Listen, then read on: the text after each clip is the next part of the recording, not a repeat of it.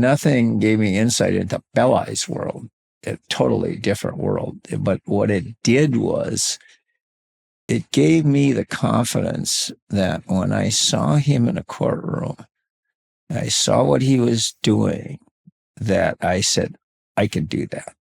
I had a good gift of gab. I was very streetwise. And as long as someone was around to do the law, if there was big law. Now, what's kind of interesting in personal injury work, there isn't much law. It really isn't, but there's sometimes some big issues. And if you're good enough in the trial level and the communication level, and if you can get the business, you can deal with the law. Howdy, and welcome to the show. Cooper's Code focuses on legal issues and notable practitioners, distilling wisdom so we all achieve the best results for our clients. I'm Miles Cooper, and I'm very excited to share this conversation with Larry Kern, founder of Kern, Siegel, and Murray. With over 50 years in active trial practice, Larry is a living legend.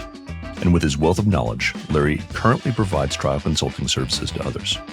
He was one of the youngest members admitted to the American Board of Trial Advocates, to which he was elected in 1981. While his career has taken him many places, I will always think of Larry as the taxicab lawyer before rideshare companies gutted the taxi industry. His life has taken him from being the legendary Melvin Belli's runner to trying a case against Belli 20 years later, with bet the company taxi industry cases and visits to the World Series of poker tables to round things out. So please sit back and enjoy this conversation with the sui generis, never predictable, but always entertaining Larry Kern. Welcome to the show, Larry. Thank you. It's a pleasure. I want to start with kind of the background. How did you find yourself originally in the path of the law? Well, I was conscripted to the law. I never wanted to be a lawyer. I had a wonderful high school, which sounds crazy. I had a great college. And General Hershey at that time, I graduated college in 65. And you had a choice of three things. One was to be drafted and go to Vietnam. Secondly, you could leave the country, go to Canada. Or third, you could get some kind of deferment. And I was very fortunate to be in a unusual fraternity. And they got me through not only school, they got me enough incentive to get some grades and try to get into law school. And I couldn't get into law school. I got into Golden Gate in San Francisco. Where was the college? University of Wisconsin. Had you grown up in the San Francisco area or? No, I was raised in Milwaukee, which is about the same size as San Francisco without the beauty and without the weather. And in a suburb maybe like San Mateo, but the size of Daly City. An excellent middle-class school. 85% went to college and graduated. Public school. Great athletics. And I was little, so I had a complex to a degree, and I wrestled and played golf in high school. I won the conference championship in wrestling my senior year. My best friend, who unfortunately passed away it's about 20 years ago, very young at 20, was an All-American football player and played for Wisconsin. And they played in the Rose Bowl, played 4 years of football. 4 years in the pros. And I was a screw-off in college. I liked partying and whatever. And I ended up in a Jewish fraternity. And it's really unusual because even someone your age will know some of the people in the 4-year term that I was in the fraternity. One would be Michael Mann of the Mann Theaters in the Pacino movies. Yeah. Two would be Dick Sacker, who wrote the ERISA Act. 3, Bud Selig, Commissioner of Baseball. Paul Wolf, who owned the A's. Jerry Goldberg, you don't know, but you know some of his music. He wrote most of the music for Gladys Knight and the Pips, and also 2 Broadway musicals. Bunch of fancy doctors. Jim Abrams, who did the Slapshot movies, and also was with Mel Brooks and Blazing Saddles and Airplane. And it was a neurotic fraternity. I mean, it still is neurotic. They meet at maybe not many of us left, but we meet every 5-6 years. And they got me to study hard enough the last 2 years to get some grades to even get into law school. And I came out here. Illustriously, I had a background. I also liked to play poker, and I lost my tuition in Vegas. I had no money. So I came here and rented a flop house in Chinatown on Waverly Alley and Clay, 1-room studio, terrible place, shared a bathroom with 4 people. I had no money, so I applied for a cab, lied my experience, and drove a cab and went to law school. And I ended up in this flop house because there was no money. And it was really good when I went in there because it was real quiet and everything. And then at night it went nuts. It was all drug addicts and topless dancers. And Carol Doda, who is the famous stripper, she had a room there. That's where she used to crash. And that's what I did my first year. And I didn't know one person in San Francisco. And I went to law school and I hated it. You know, the Big Ten is a big school. Golden Gate at that time was nothing. And I ended up in my first semester, there was a very notorious murder trial. It was called the Dow Wilson murder trial. And it was an execution of the painters union. They executed an activist. And you had 4 or 5 of the most famous lawyers, maybe in the country, if not the Bay Area or California. You had Belli, you had Marvin Lewis, you had Jake Ehrlich, you had George T. Davis, and for you younger people, George T. Davis represented Chessman, and Jake Ehrlich. And they were in front of a judge, and they wanted to disqualify him and get a severance, each of them. So they made a crazy show. So I went down there to watch this circus. And Belli was pretty famous at the time. And I decided I wanted to work for Belli. A lot of the names that you listed are names that some of us older folks would associate with noted civil lawyers. Belli, right? Marvin Lewis, right? Was it common for some of the bigger names to go back and forth between civil and criminal back in that day? Lawyers went back and forth, and not so much in the civil defense plaintiff side. I was an unusual person. I did some plaintiff work. It was kind of chastised that on the civil side, if you did plaintiff's work, the carriers wouldn't hire you. Now, Phil Siegel, my firm it's got a new name now. Kern, Siegel, and Murray. It used to be Kern, Noda, Devine, and Siegel. And Phil does plaintiff work, a substantial amount of plaintiff work, and his carriers don't object to it. But in my era, when I started in the 60s and 70s, the names, they tried big cases. The best about that is Jim Brosnahan. Jim Brosnahan did civil, did criminal, did antitrust. He's extremely bright, good friend. I miss him because we had lunch when we were both full-time, and we had lunch once a month. But yeah, they would do both. And one of the reasons they could do both was the calendar wasn't as crazy as it is now. Once you start doing a lot of civil work, you can't do criminal work because you can't go into a criminal court and say, I'm continuing this. It doesn't work that way. So you get yourself in trouble if you're doing both. I did both for a while, and then probably 10, 15 years out, even though I was hiring people, I stopped doing criminal work. Were you ever a public defender or a district attorney? No. So you went to the trial to watch? I watched. And I said, because I hated what I was doing. I didn't like law school. I flunk out. I go to the Vietnam. I didn't know this lawyer stuff. What am I going to do? I don't want to do this stuff. So I went to the office of 722 Montgomery Street. And those of you in San Francisco, it's a historical building. It's got a big foyer and then a waiting room. And now it's being converted to a house, I think. But anyways, in that foyer room, I just sat there. And I knew I couldn't get a job if I told Belli I was a lawyer or I want to be a lawyer. I knew that I had to do something different.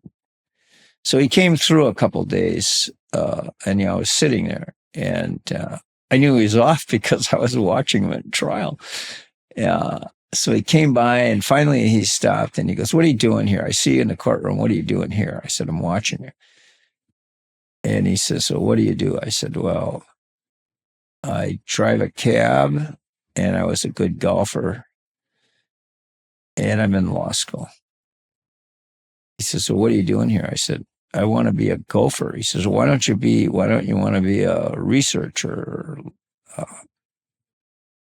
I said, well, one, I go to a lousy law school, and two, I don't know anything about research. I'm not the brightest guy in the world, but I can work hard and I'm very savvy. And he sent me up to the second floor, and there's a woman who's still alive, Joyce. And I said, "I'm hired." And she says, "To do what?" And I said, "No idea." And my first thing was to pick him up at the airport in his Rolls Royce. Wow. I was his gopher. I picked up his dates. I picked up his laundry. I did shopping for him. Whatever he said, I did most of the time. I know that in Hollywood, it used to be legend that you started in the William Morris Agency. Everyone starts in the mailroom and they work their way up. Right. Did you find that your experience being a gopher for Belli gave you insight into a world like Belli's world? Well, I'll correct you in something. Nothing gave me insight into Belli's world, a totally different world. But what it did was it gave me the confidence that when I saw him in a courtroom, I saw what he was doing, that I said, I can do that. I had a good gift of gab. I was very streetwise. And as long as someone was around to do the law, if there was big law. Now, what's kind of interesting in personal injury work, there isn't much law. It really isn't, but there's sometimes some big issues. And if you're good enough in the trial level and the communication level, and if you can get the business, you can deal with the law. I give you an example. John Noda was with me for years, and he retired at 60, I think, 10 years ago. Sam Feng, who is the presiding judge in San Francisco, came out of my office, and I spoke at his induction. And it's kind of fun because it was the first time I could stand up in front of the whole superior court, and they're all out there. And I looked at him and I said, this is the most amazing moment in my life, because for the first time I have your attention. And it's amazing what I was going to say, but I have such a more mature attitude in the last 40 minutes. I'll drop it. And I'll talk to you about Sam. But one thing I want you to know is I'm sure many of you thought I was a really good scholar. Well, all of that material, I call it garbage, was written by John Noda, and we should give him a little credit. John was terrific. He was great on the law, and he let me run with the case. But Belli gave me the opportunity to see you can do this if you have a good gift of gab. And a lot of the good lawyers, I mean, let's face it, you got good cases. I didn't have good cases. I never had a decent case in my career. I mean, it either had real big damages and no liability or both or whatever. I always had a big problem where some law firms just had big cases. And the plaintiffs bar got very, very smart. What they used to do is try the little cases, or the cases they had to try. Now they either don't take them or they dump them and they get rid of them and they hold out and try the big cases. And the big cases, all you have to do is hit on a few of them and you're rich. They didn't do that as I grew up in the law. When you were practicing initially, it was before the Discovery Act. Yeah, I think the Discovery Act came in 83 or something.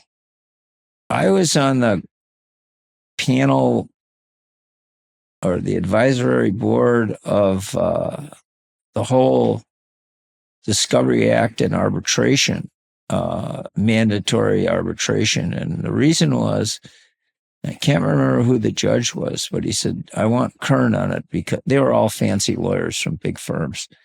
And he said, I want Kern on it because he does it. So he'll give you some insight. And didn't work because they wouldn't.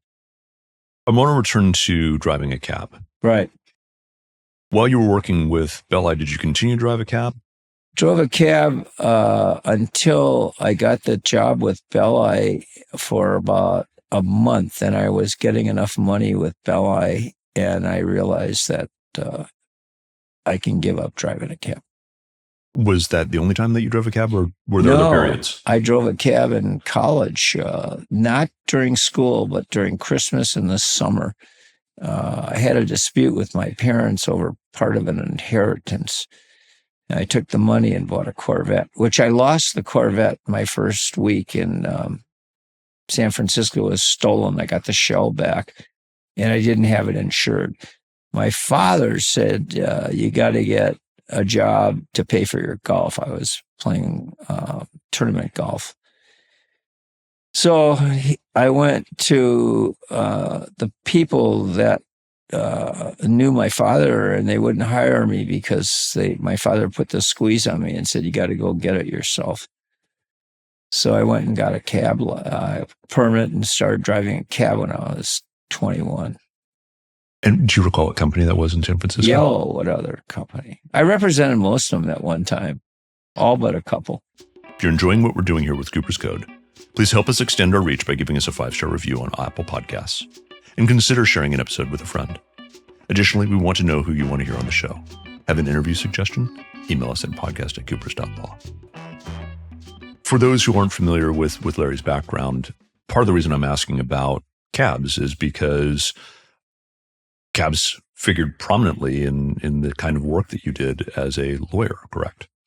At one time, 95% of my practice was the taxicab business, personal injury.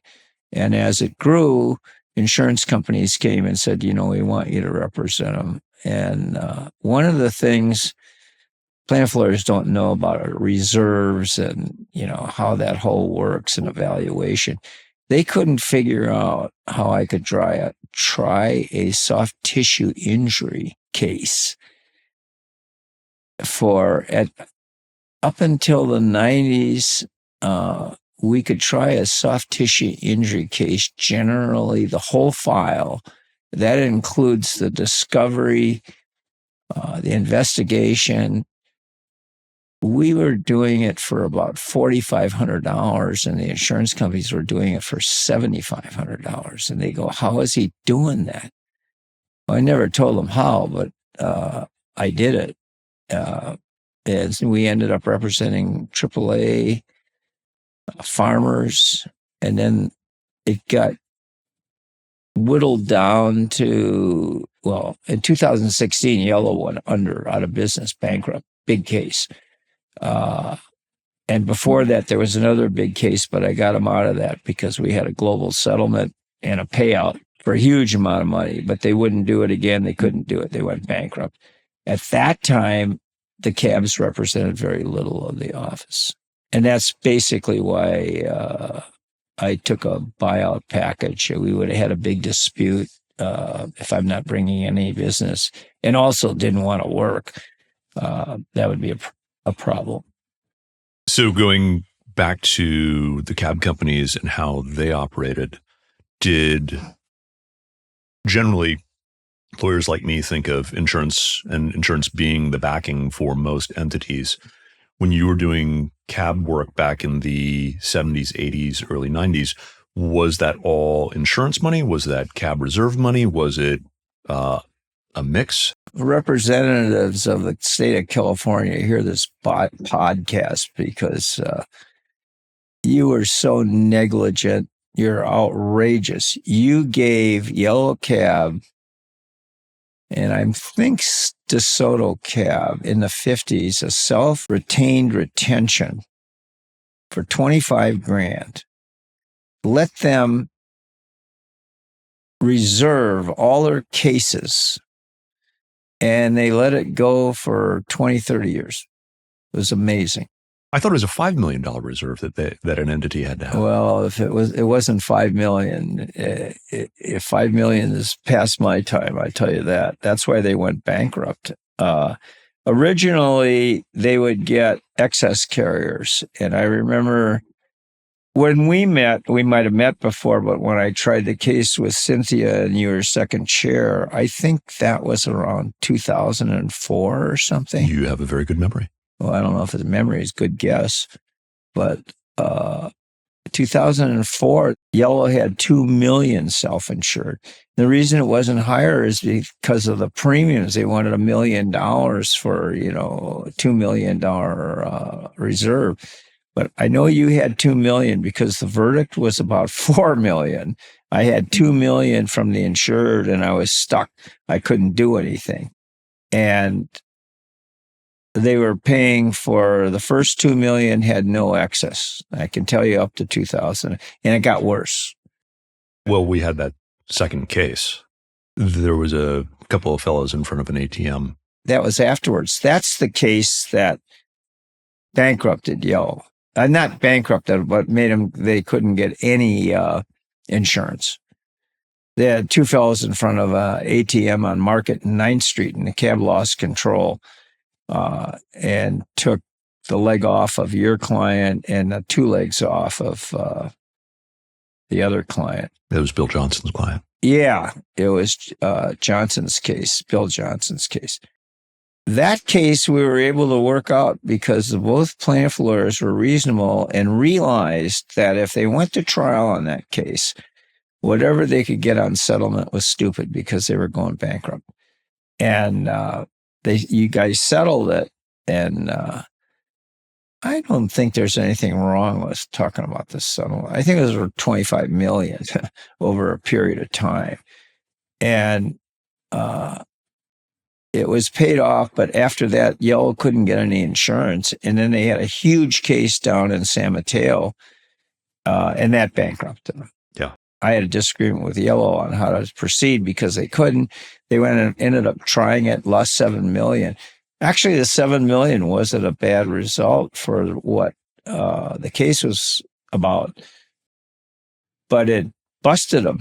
And the lawyer got $7 million and nothing because they didn't have anything left. I remember, though, there was an interesting posture, and it seemed like some of the more successful cab companies had figured out this structure of owning the land that they were on. Oh, no, Yellow was the only one that had the DeSoto did too. Well, it's real complicated, but DeSoto they had some land, but nothing to support the reserves. How did you find yourself representing cab company, going from being behind the wheel to being their voice in the courtroom? Well, when I went out to practice, I was at Bella. I wasn't a lawyer. I was just a law clerk, a gopher. And when I went out to practice, I had left the country for 2 years as a hippie after I got done with Bella. He got me into the London School of Economics, King's College, an international law program. And I had to make it till I was 26. And I was 25. I just want to interject. For somebody who has said, I don't do big law, I don't do research, that sounds like a pretty prestigious post. Yeah, because the letter said he's my employee, he's terrific. And he got me in. There were 10 of us that got into the London School of Economics. They were all from Harvard and Yale, and me. You did that through age 26? In December, the lottery came out, and I had a shot to beat it. I got a 37, so I'm going in. And what happened was my birthday, I turned 26 in February. In January, the lottery, I'm stuck. And in January, I think the 9th or 10th, I got a draft notice to report to Oakland because I got drafted. And thank God they're stupid, because my birthday was February 8th. And if you were married with a kid, couple other exceptions, but if you're 26, you were out. So I waited to February 8th, and then I wrote General Hershey, the draft board, greetings. That's what they always said to you, greetings, you're going to Vietnam. I said, greetings, ha, I'm not showing. And then I'm free. And then I stayed in Europe for about a year as a hitchhiker hippie all over Northern Europe, and then came back to San Francisco and used the accreditation. Belli had a big name. He used the accreditation to get a job. And I got a job with a guy named Dick Hawk, who is a criminal lawyer. I wanted to do criminal lawyer in Concord. And I was there about a month, and a judge called me in, and I can't remember the name of the other lawyer, but he became a judge in Contra Costa County. He called me in and he said, Dick Hawk is getting indicted for tax evasion. And I just want to tell you, it could be detrimental to your career. So I went to Dick and I said, are you getting indicted? Oh, no, everything's okay. So I said, well, I'm out. So now I'm crazy. I don't know what I'm going to do. And somebody told me that this plaintiff lawyer had really a couple cute secretaries, and you should go see him. So I went to interview for a job with John Gardinell, and Gary Moss, who was the only other lawyer there. And he was in the city, and I remember he was offering me $100 less than the DA's office. I had a job offer from the DA's office in Contra Costa, and he was offering me $100 less a month, but he said there was a bonus. So I didn't like that. And I can't believe I said this, but he was if you knew John, he had wild cufflinks and clothes. I said, well, $100 a month is only the cost of your cufflinks. So I worked there, and I didn't get a bonus because of that comment. And I was there almost 4 years, and then I went out on my own. And I went out on my own because I had a couple of big yellow cases as a plaintiff. And I got good verdicts, and then I didn't get the amount of money I wanted. I didn't think it was fair. And he said, well, you're a young lawyer. You're only out a couple of years. I said, no. So I left. I had no business. I went to Yellow Cab, and I hustled Yellow Cab and got half their business. My first thing with Yellow Cab, there's an old lawyer named Patterson. He used to send the business out to a couple of lawyers. One was Ralph Flageolet. He used to send him cases. And somebody else, and then I went down there and he gave me a case. I got a defense verdict, and that's how I started. And I was doing okay.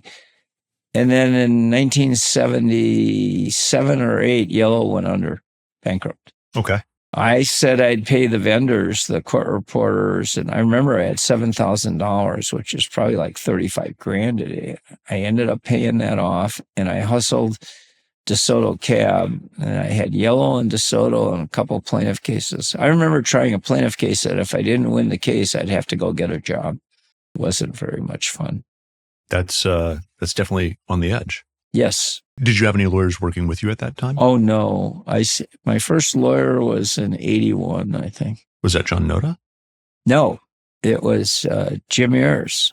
And the reason I hired Jim is he was a nurse or orderly or something. And I hired him, and then about 2 weeks later, I came in and I said, this is how much our society changed. This is right when AIDS is coming in. And I went into his office and I said, "Are you gay?" And he looked at me and he said, "Are you firing me?" Which is really an amazing comment. I always remember it. I said, "No, I'm not firing you, but I don't want to flaunt it because we got some really, conservative clients. But no, I don't have a problem with it." And it became really unusual part of my office. Everybody wanted to work with Jim because he was kind, he was nice, and he was tolerant, and he was a buffer zone because of my volatile personality, And I always remember a lawyer saying, after 6 months, we got him away from Jim. Jim played with the first little lawyers. And then after 6 months, they went on their own and either worked with another lawyer, and that they always used to come to me and say, "Can I stay with Jim a little bit?" That kind of thing. And Jim was a interesting influence in our office. He was very irreverent. Jim created this very controversial, might get sued today, of Christmas.